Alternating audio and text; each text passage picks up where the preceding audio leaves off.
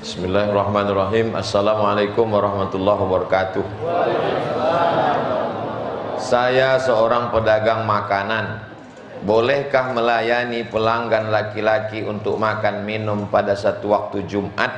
Dan apa hukumnya Pak Ustadz? Tidak sah jual beli ketika sudah azan masuk waktu Jumat sampai selesai sholat Jumat. Jadi kenapa laki-laki ini sampai tak sholat Jumat? Man tarakal jum'ata salasa marratin, siapa yang meninggalkan sholat Jumat 3 kali tahawunan karena menyepelekan sholat Jumat, taba'allahu ala qalbi, Allah mengunci hatinya. Azab yang paling mengerikan adalah hati terkunci. Khatamallahu ala qulubihim wa ala sam'ihim wa ala absarihim. Hati terkunci, talingo tersumbat, mata tertutup. Summum bukmun umyun, pokak, tuli, bisu, buto, azab di atas azab. Jadi yang punya rumah makan tulis besar-besar di situ. Hari Jumat dari sejak azan sampai selesai sholat Jumat dilarang masuk. Karena kalau ibu ini melarang, segan dia. Laki-laki ini balik berakal sehat, maka dia sholat Jumat. Nah, habis waktu. Allah lebih dekat dari urat nadi dan napas kita. Allah lebih dekat dari semua itu. Sebelum kita bicara, Allah lebih tahu sebelum kita jalankan. Itu ayat Quran. Wa nahnu aqrabu ilaihi min hablil warid. Kami lebih dekat dari urat nadi. Wa nahnu khalaqnahum, kami yang menciptakan mereka. Wa na'lamu ma tuwaswisu bihi nafsuh, kami tahu apa yang berbisik-bisik dalam hatinya. Bila terlintas di hatimu ingin berzina. Untung masjid, kalau luar masjid sudah selesai kita nyanyikan. Mengapa harus berdoa dan meminta Pak Ustadz? Allah kan tahu apa yang dalam hati. Mengapa kita mesti berdoa? Ini yang menulis nih, dia nih tak pernah berdoa. Dia tak pernah berdoa. Pas ditanya, kau tak pernah berdoa? Enggak. Kenapa tak berdoa? Karena kau tahu yang ku mau. Kenapa kita berdoa? Yang pertama, qul in kuntum tuhibbunallah, kalau kau cinta kepada Allah, fattabi'uni, ikuti aku. Siapa aku di situ? Nabi Muhammad. Nabi Muhammad berdoa waktu malam perang Badar, diangkatnya tangannya dari tahajud sampai subuh. Nabi berdoa mengangkat tangan. Itulah mengapa kita berdoa, karena mengikut Nabi Muhammad Sallallahu Alaihi Wasallam. Pertanyaan ini cerdas. Ini pertanyaan ini bergizi, berkualitas. Nah, logika akal. Allah kan tahu apa yang di dalam. Ya. Kalau Allah tahu yang di dalam, kenapa kita berdoa? Karena bukan Allahnya yang jadi masalah, ini kan kitanya. Allah tak ada masalah, kita yang bermasalah. Kita kurang yakin, kita yakinkan diri kita. Ya Allah, kabulkanlah ya Allah. Makanya orang yang berdoa itu menunjukkan kesungguhannya. Ud'u rabbakum tadarru'an wa khufyah. Berdoalah engkau dengan sikap merendahkan diri, wa khufyah, dengan suara yang lirih. Nabi kalau berdoa mengangkat tangan, waktu sedang khutbah diangkatnya tangan, orang yang di bawah itu menengok putih ketiaknya, artinya tangannya diangkat. Makanya saya heran kali kalau ada orang berdoa, tangannya di paha, kepala matanya sambil nengok-nengok. Kau berdoa, apa tersapu kawan tuh. Berdoa tuh khusyuk, berdoa ya Allah, ya Allah. Berdoa. Bukan masalah Allahnya, Allah tahu, tapi masalah kitanya. Sama macam seorang istri bertanya ke suaminya, abang cinta sama aku? Kalau tak cinta, takkan ku nikahi kau, ku batang ke bapakmu. Rumah yang ku bangun di mobil ini kan bukti cintaku. Aku tak percaya bang sebelum kau bercakap. Speak up dong katanya. Lalu si lakinya itu bilang jutaime gitu. Jutaime itu artinya aku cinta padamu, bahasa Perancis. Bahasa Maghrib. Apakah ada wajib zakat pada lahan kelapa sawit jika uang belinya masih pinjam di bank dan nilainya sudah mencapai haul? Punya tapak rumah harga tapak rumah semeter di daerah sini 2 juta. Lalu kemudian harga tapak rumahnya itu 3 miliar. Adakah zakatnya? Tak ada. Punya mobil, harga mobilnya 2 miliar, tak ada zakatnya. Punya tapak sawit, tak ada zakatnya. Sawitnya berbuah dan mengeluarkan hasil, hasilnya dizakati. Berapa zakatnya? Kalau dikiaskannya kepada tanaman, maka zakatnya kalau pakai tada hujan 10%, kalau pakai irigasi 5% potong biaya operasional. Kalau dikiaskannya kepada zakat perniagaan 2,5%. Itulah mengapa sebagian orang yang bersawit nih, aku keluarkanlah 5%. Kenapa? Karena ini kan seperti tanaman. Kau, aku seperti dagang, maka 2,5%. Kau, aku bingung sampai sekarang belum berzakat lagi. Keluarkan, pilih antara 2,5% atau 5%. Mau 10, bagus. Lebihnya itu terhitung sebagai sedekah. Apa hukumnya meminjam uang dengan gadai surat berharga atau BPKB kendaraan? Pinjam duit 1 juta, bayar 1.100.000. Pinjam 100 juta, bayar 110. Apa namanya itu? Riba. Orang yang makan riba, limo. Pertama, la yaqumu illa kama yaqumul ladzi yataqabbathu syaitanu minal mas. Bangkit dari kubur, nanti di akhirat bangkit dari kubur macam bangkit dari kerasukan setan. Kalau nampak nanti orang kerasukan setan waktu bangkit dari kubur sempoyongan macam ini yang meletakkan BPKB potong. Kedua, duit riba dibelikan ke nasi, dimakan, lidah kena duit riba, doa tak dikabulkan Allah, mat'amuhu haram, karena lidah makan haram. Kasihlah aku anak yang soleh, lidah makan haram, tak dikabulkan Allah. 3, masuk ke badan menjadi darah daging. Ayyuma lahmin nabata min aramin, tumbuh dari yang haram, fannaru aula bih, tempatnya api neraka. Berat kau 50 kilo, yang halal cuma 10 kilo, yang 40 haram, diobok-obok dalam neraka, habis hancur terbakar baru masuk surga. 4, nasiyatin kadzibatin khati'ah, ubun-ubun pembuat dosa. Yang berdosa kan mata. Kenapa pula ubun-ubun? Karena sepiring mangkok katupek gulai paku dibeli dari duit riba haram, berubah menjadi setetes darah, masuk ke dalam jantung, dari jantung menyembur naik ke otak. Dari otak inilah memerintahkan ke mata, otak memerintahkan ke telinga, jangan kasih anak makan riba, karena otaknya hitam, haram, mau berbuat dosa-dosa. Saya heran saya nengok kawan saya nih Pak Ustadz, cerita sama dia 5 menit. Menit yang pertama itu ada yang halal, dia habis itu haram aja. Nah, itulah otak-otak haram. Yang kelima, kalau sudah tidur malam, tidurnya jam 9, jam 10, tak terbangun sholat tahajud, bukan salah jam, bukan salah mata, tapi gara-gara makan haram. Dicabut Allah satu nikmat. Nikmat apa? Nikmat sholat malam. Dicabut Allah nikmat. Tak terasa lagi nikmatnya. Nikmat makanan tercabut. Ada yang lebih menyakitkan. Tak terasa lagi nikmat sholat. Na'udzubillah. Apa hukum khitan untuk anak perempuan? Mazhab Syafi'i wajib. Anak saya laki-laki, tapi anak perempuan keponakan jamaah saya suruh, dokter tak mau mengkhitan Pak Ustadz. Ya, karena dilarang PBB. PBB ini semua diurusnya. Tujuannya untuk apa? Kata Nabi kepada tukang khitan di Madinah, kau potong tapi jangan banyak-banyak, karena kalau banyak nanti dia jadi frigid, hilang nafsu seksualnya. Tapi kalau tak dipotong maka dia menambah libido seksual. Di zaman sekarang makanannya, tontonannya, pergaulannya kalau dia tak disunat macam kuda liar dia nanti. Nah, oleh sebab itu maka anak perempuan dikhitan.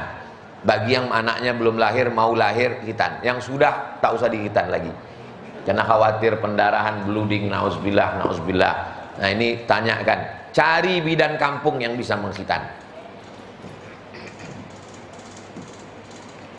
Saya seorang ibu punya 3 orang anak laki-laki. Saya sedih melihat anak saya yang tidak konsisten melaksanakan ibadah sholat. Kadang sholat, kadang tak sholat. Saya mohon doanya Ustadz, mendoakan anak saya. Selama ibu masih takut, selama ibu masih risau, dan mulut ibu tak berhenti merepet, kau sedang di mana, pulang jam berapa, duit kemana, motor mana, kunci mana, kenapa kau tak sembahyang, insya Allah anak itu akan selamat. Tapi selama ibu udah diam, anak ibu tak sembahyang, biarlah, kiamat sudah terjadi. Ibu-ibu mesti siap merepet. Ibu-ibu siap merepet? Lanjutkan.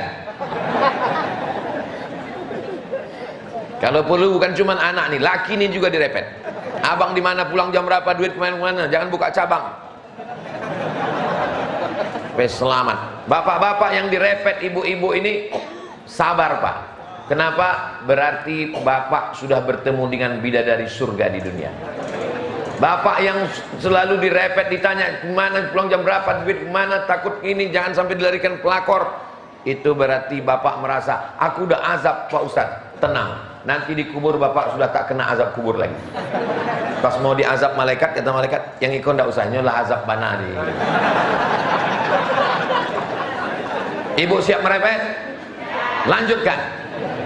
Demi untuk keselamatan bapak-bapak dan anak-anak muda kita ini. Harapan terakhir tinggal ibu lagi Bu. Tinggal ibu lagi Bu. Ustadz pengajian cuman sebulan sekali, seminggu sekali. Pengajian ibu lah pagi, siang, malam ibu doakan. Ibu tahajud malam, bacakan Al-Fatihah. Idza aradta hajatan, kata Imam Atha dalam kitab Ad-Durrul Mansur fi Tafsir bil Ma'sur. Idza aradta hajatan, kalau kau ada hajat, faqra bi Fatihatil kitab, baca Al-Fatihah. Tuqadha insyaallah, maka hajatmu ditunaikan Allah. Ya Allah, barakat surat Al-Fatihah ini bukakan pintu hati anakku supaya dia sembahyang, supaya dia ngapal Quran, supaya hatinya lembut, berbakti pada orang tua. Mak saya dulu membacakan tiap malam. Berapa kali mak saya membacakan Al-Fatihah untuk saya? 100 kali. Dia selalu bangun jam 2 malam, baca Quran, tahajud, zikir sampai azan subuh. Begitu dia tiap malam, sampai malam meninggalnya pun begitu. Tahajud, saya tanya, waktu itu saya sedang di Madura, saya tanya makcik yang tidur sama dia, macam mana makcik mak saya itu waktu malam tuh? Biasa, macam biasa, bangun dia jam 2, dia baca Quran, dia tahajud, dia berzikir, habis itu ditontonnya video kau. Habis ditontonnya, pergi dia ke kamar mandi, mau berwuduk sembahyang subuh, sakit kepalanya, meninggal. Sesuai dengan doa dia. Waktu saya bawa menjenguk pasien di rumah sakit, ada sebulan sampai mengelupas orang kulit belakangnya, kata dia, aku kalau bisa tak usahlah pakai sakit, karena aku tak ada anak betino, kalian berdua jantan, tak terurus kalian aku nanti. Aku ingin habis mandi bersih, matilah aku ndaknya, tak pakai sakit-sakit. Dikabulkan Allah doa. Doa ibu luar biasa. Doa ibu luar biasa, doa ibu luar biasa. Doakan anak-anak ibu. Saya berjumpa dengan bapak-bapak pecandu narkoba. BNN tak mempan, polisi tak mempan, apa pun tak mempan. Akhirnya maknya pergi ke Makkah, dimasukkannya air zam-zam dalam dirigen, 7 putaran. Sebentar lagi. 7 putaran, doanya tak ada lain. Sehatkan anakku dari narkoba, sehatkan anakku dari narkoba, sehatkan anakku dari narkoba, sehatkan narkoba. Selesai itu balik dari panggilnya anaknya. Kau sudah kudoakan 7 putarannya air zam-zamnya, kau minum. Sehat. Doa ibu luar biasa. Doakan anak ibu. Jangan panggil dia dengan sebutan yang tak baik. Anak setan, jangan. Panggil dia dengan baik. Ya anakku, penghuni surga Jannatul Firdaus. Kalau kita sudah siap menikah dan ada wanita yang ingin kita nikahi, selesai, apa lagi? Yang bahaya tuh kita nikah orang tak mau. Namanya cinta kelapa. Awak cinta orang tak apa-apa. Atau ada perempuannya ada, duit ada, awak pula tak berselera. Ini pun ngeri juga ini. Kalau kita udah siap nikah, ya, wanita yang ingin kita nikahi pun ada, mantap. Tapi orang tua tak mengizinkan. Bagaimana cara kita menanggapinya Pak Ustadz? Undang Ustadz Alnof, acara pengajian, judulnya dosa orang tua menghalangi anak nikah. Nanti biar disiapkan Ustadz Alnof. Bapak-bapak, ibu-ibu yang membiarkan anaknya pacaran, tak nikah-nikah, maka dosanya mengalir setiap hari. Siap masuk neraka jahanam. nanti Ustaz Al-Nok akan membacakan dari tadi. Kami pun semua akan mendoakan supaya orang tuamu terbuka pintu hatinya, dan belum insya Allah tak berakhir sebelum bulan Ramadan sudah menikah insya Allah. Amin.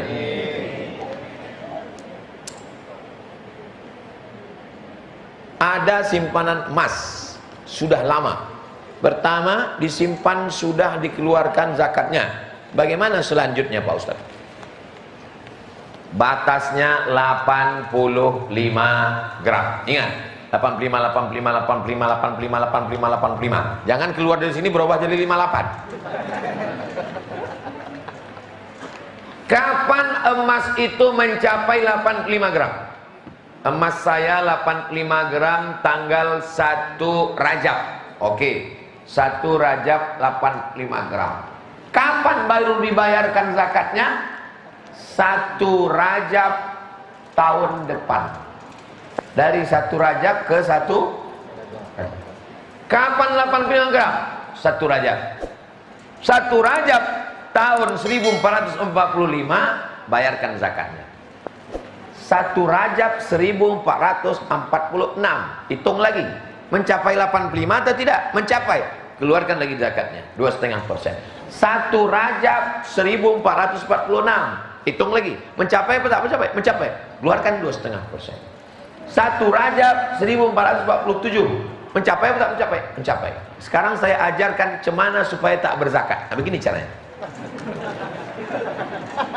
Begitu udah mencapai 80 hompe, jual. Nah, simpan. Lah 83, jual. Seumur hidup tak berzakat. Nah, itu enaknya ngaji sama saya. Nah, ada. Tapi ingat, Allah Maha tahu. Zakat yang kau belok-belokkan, dia akan keluar dengan caranya sendiri. Diabetes meletus, jantung koroner, tulang keropos, tak ada angin, tak ada hujan, tiba-tiba sakit pinggang, waspadalah. Apa yang dimakan, apa yang dimaksud haul, bagaimana prakteknya? Membayar zakat itu mesti 1 haul. 1 Rajab ke 1 Rajab, apa artinya? 1 haul itu setahun. Hala yahulu haulan, sampai 1 tahun. Mari hadiri haul Syekh Abdul Ghani Al-Kampari Al-Khalidi An-Naqsabandi di Batu Besue. Haul apa tuh? Memperingati setahun meninggalnya. Maka berkumpullah semua mursyid-mursyid tarekat Naqsabandiyah, termasuk yang dari Aceh, karena ulama besar Aceh namanya Syekh Mudawali mengambil tarekat Naqsabandiyah dari Syekh Abdul Ghani Al-Kampari di Batu Besue. Lalu kemudian diadakanlah haul. Apa saja isi haul itu? 5. Yang pertama baca Quran, yang kedua tausiah, yang ketiga zikir, yang keempat membacakan biografi Tuan Syekh supaya murid-muridnya kenal, yang kelima makan kenduri sebab keluarga ingin. Apakah pahala makan ini sampai? Sampai. Mana dalilnya? Saat ummi matat, makku mati, apa atasadaqu anha, kalau aku bersedekah apakah sedekahnya sampai untuk almarhumah emakku? Kata Nabi, bersedekahlah engkau. Apa sedekah yang paling bagus? Sakyul ma, air putih. Sedang air putih saja sampai, apalagi ketupek gulai paku. Sedang air putih aja sampai, apalagi asam podeh bau. Sedang sampai air putih, apalagi makanan, rendang dan lain sebagainya. Maka itu sampai. Bacaan Quran sampai. Kata Imam Nawawi dalam kitab Al-Minhaj Syarah Sahih Muslim Ibn Al-Ajjaj, waktu Nabi membelah pelepah korma ditusukkannya ke kubur, pelepah korma bertasbih. Tasbih pelepah korma aja sampai, apalagi bacaan Quran orang beriman. Tausiah bagus, mengingatkan orang mati. Tapi guru kami Pak Ustadz di Saudi Arabia mengatakan tak boleh haul. Haul itu bid'ah. Itu acara sepekan memperingati Syekh Muhammad bin Abdul Wahab itu apa namanya? Memang namanya tak haul, tapi peringatan, memperingati. Itu ada museum Syekh Ibnu Utsaimin, ini penanya, ini kacamatanya, itu apa namanya? Banyak orang tak mau makan ikan. Makan ikan, Pak, saya nggak makan ikan. Tapi waktu ikan itu di blender, dicampur topung, jadi empek-empek kapal selam. Enak. Itulah ikan tuh, Bonga. Paham? Jangan terjebak pada nama. Maulid tak boleh, maulid tak boleh. Tapi kenyataannya pas bulan Rabiul Awal dibacakannya Asy-Syama'il Al-Muhammadiyah. Itulah maulid itu. Jelas? Ala hazihin niyah, untuk niat yang baik-baik. Mudah-mudahan Allah memberikan rezeki, terbuka pintu hati bayar zakat, berinfak sedekah ke anak yatim, bangun masjid, keluarga kita sakinah mawaddah warahmah, anak-anak soleh dan solihah. Ala hazihin niyah, untuk niat yang baik-baik. Al-Fatihah. A'udzubillahi minasyaitonirrajim. Bismillahirrahmanirrahim. Alhamdulillahirabbil alamin. Rahmanirrahim. Maliki yaumiddin. Iyyaka na'budu wa iyyaka nasta'in. Ihdinas siratal mustaqim, siratal ladzina an'amta 'alaihim ghairil maghdubi 'alaihim waladdallin. Amin. Allahumma shalli ala sayyidina Muhammad wa ala ali sayyidina Muhammad. Allahumma inna nas'aluka salamatan fid din wa afiyatan fil jasad wa ziyadatan fil ilmi wa barakatan fil rizqi wa taubatan qabla al maut wa rahmatan 'inda al maut wa maghfiratan ba'da al maut. Allahumma hawwin 'alaina fi sakaratil maut wan najata minan nar wal 'afwa 'inda al hisab. Rabbana hab lana minas salihin. Rabbana ighfir lana dzunubana wa liwalidayna wa li abaina wa li ummahatina wa li ajdadina wa li jaddatina wa li masyayikhina wa liman hadarana. Semua yang hadir di majelis ini ampunkan dosa-dosanya ya Allah. Rabbana atina fid dunya hasanah wa fil akhirati hasanah wa qina azabannar. Wa sallallahu ala sayyidina Muhammad wa ala alihi washabbihi wasallam. Walhamdulillahi rabbil alamin. Taqabbalallahu minkum wa minkum taqabbal ya karim. Terima kasih segala